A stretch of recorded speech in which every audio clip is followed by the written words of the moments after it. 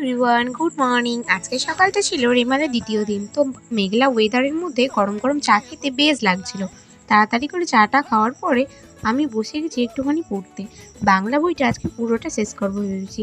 যাই হোক, যেমন কথা তেমন কাজ। আজকে শেষ করতে করতে এখানে একটা পুরনো বিয়েবাড়ির মেনু কার্ড ছিল, সেটাই দেখছিলাম।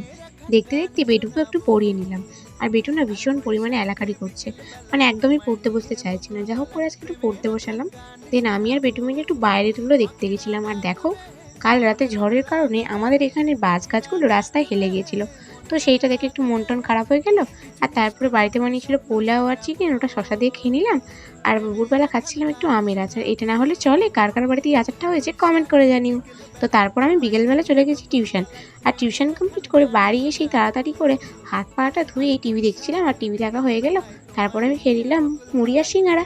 ভালো লাগলে like, comment, share. Love you all. Tata.